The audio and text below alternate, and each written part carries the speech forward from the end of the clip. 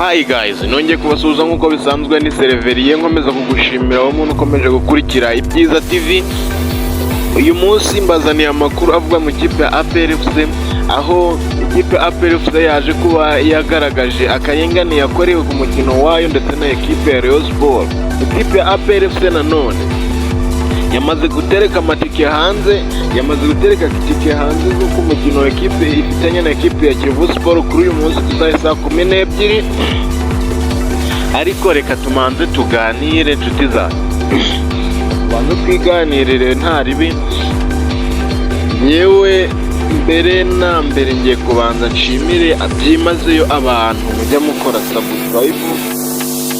Uyu muntu akubwiye ngo ukora subscribe, ukareba video ugakora subscribe, my friend, suko kubesha nanjye bintera motivation yo kumva banumva mbayo ndi muntu nyine tumba numva ko ewana wakunze amakuru yanjye, wakunze video yanjye, ubwo nanjye nta kintu ngomba gukora, nta kindi nshinzwe ari ukuguha amakuru step by step tukaba turi kumwe. Ubwo rero nkomeza kugushimira wowe umuntu wakoze subscribe, nawe utarakora subscribe ngira ngo ubwo ushaka wafatiraho ugakora subscribe.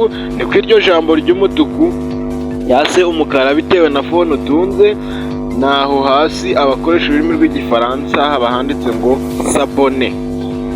Sabone rwose hasigaye tugakomeza kwenjoyinga amakuru y'imikino, ukatubwira comment, ukatubwira ukandika izina ryawe aho uherereye ndetse izina ryawe aho uherereye ndetse n'igitekerezo, ahasigaye tugakomeza kugendana akantu ku kandi. Ekipe ya APR FC, ekipe y'ingabo z'igihugu, yifashishije imbuga nkoranyambaga ishyira hanze amashusho agaragaza ko yakorewe akarengane, ikimwa penalty ku mukino wayihuje na Rayon Sport. Nyuma y'umukino wayihuje na Rayon Sport na APR FC, nyuma y'umukino wahuje Rayon Sport na APR FC kuwa gatandatu zari tariki 7 Ukuboza nk'uku kwezi turimo, abakoresha imbuga nkoranyambaga batangiye guhererekanya ko amashusho agaragaza ko hari aho umusifuzi yibesha ku ruhande rw'ikipe ya APR FC. Ekipe ya APR FC irimo kugenda irekarama ko yimwe penalty. Ariko se mwe ko mwarebye amashusho ya ekipe ya APR FC, ko mwabonye amafoto ya ekipe ya APR FC, bafana mwari ku kibuga, mwabonye manje mwebwe muhibereye, mwatubwiye muri comment uko byari bihagaze. Amwe muri ayo mashusho niyo yifashishijwe na APR FC igaragaza ko ubugira gatatu yimwe penalty n'abasifuzi bari kuri uyu mukino bayobowe na ndabisubiramo. Amwe muri ayo mashusho niyo yifashishijwe na APR FC igaragaza ko ubugira gatatu yimwe penalty n'abasifuzi kuri uyu mukino wayobowe na Murindangabo Moise. Ese ngiye hari ibintu mba ndimo kwibaza. Tujye tuganira guys, tujye tuganira ku makuru nk'aya, ku bintu nk'ibi. Ibintu ama ekipe asa naho asigaye ajya mu kibuga. Twe tuzi ko ibi bintu byakemutse, twe tuzi ko federation ibi bintu yabikemuye, twe tuzi ko ibintu federation y'umupira w'amaguru hano mu Rwanda twe tuzi ko yabikemuye. Ariko se niba ikipe igiye mu kibuga irimo kwikandagira ikagenda irimo ngo tugiye gukina n'umusifuzi, mu by'ukuri basifuzi mwe mwakisubiyeho Ariko reka nze mbabwire gatoya, hari andi makuru nabonye. Ekipe ya APR FC irimo irashaka rutahizamu. Nabonye amakuru arimo avuga ko Nshuti Innocent ashobora kuba yamanuka yagaruka hano mu Rwanda mu kipe ya APR FC, dore ko nta na ekipe afite. Birashoboka cyane nabyo, reka dukomeze tuyabashakire nayo, ndakomezanya abashakire nge nzayabaha kabisa. Mara kuyabona nayo nayafatike nyahagaze nge nzayabaha. Ariko reka twikomereze n'amakuru yacu mu kipe ya APR FC. Muri ayo makosa harimo iryo Nsabimana Aimable yakoreye Nigena Kerema muri penaliti mu gice cya mbere ubwo biteguraga gutera koroneri uyu myugariro wa Rayon Sports, kandi yongeye gukurura Mamadou Sy mu rubuga rw'amahina. Umusifuzi arabyirengagiza mani. Ibi bintu tujye tubiganiraho tubikomoze. Irindi kosa ni iryakorewe Tuyisenge Arsene ubwo yageragezaga gushaka gutsindira mu rubuga rw'amahina. Ku mahirwe ya mbere yari yarabonye atsindira mu kibuga asimbuka.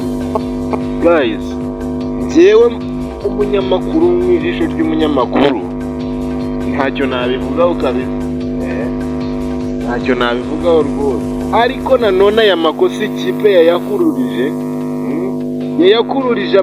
amagomba agira ati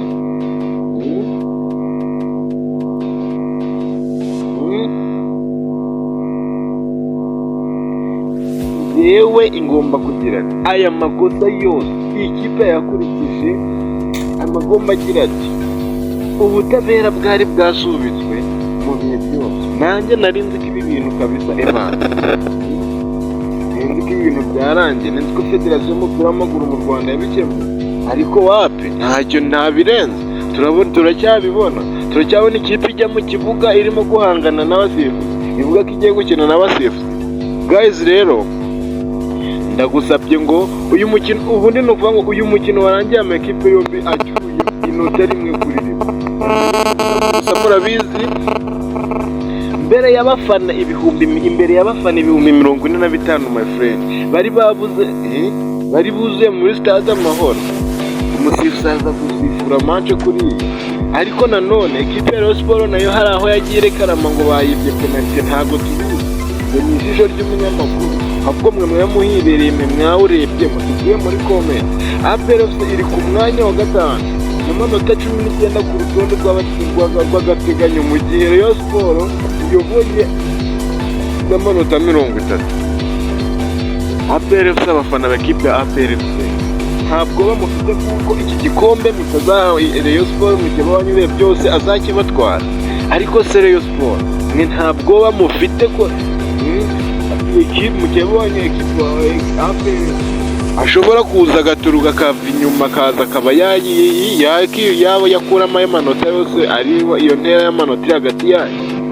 APR iri kwitegura cyakora ikipe ya APR nanone uko nababwiye irimo kwitegura umukino w'ikirarane cy'umunsi wa 4 w'ikine uyu munsi ku isaha 12 wa shampiyona y'u Rwanda. Ugomba kuyihuza na Kiyovu Sports ku uyu munsi tariki 11 Ukuboza kuri Kigali Pele Stadium. Guys rero ndagusabye ngo ukora subscribe, ujya muri comment wandike izina ryawe, utubwira aho uherereye, asigaye igitekerezo cyawe aricyo uza gukurikiza, ubundi dukomeze kugendana akantu ku kandi. Ndagukunda cyane, turaza gusubira mu masaha ari imbere nje kuguha amakuru, no kukubwira uko ekipe ya APR na Kiyovu Sports amakuru noneho aho bigeze match aho igeze kabisa. Ndabakunda cyane.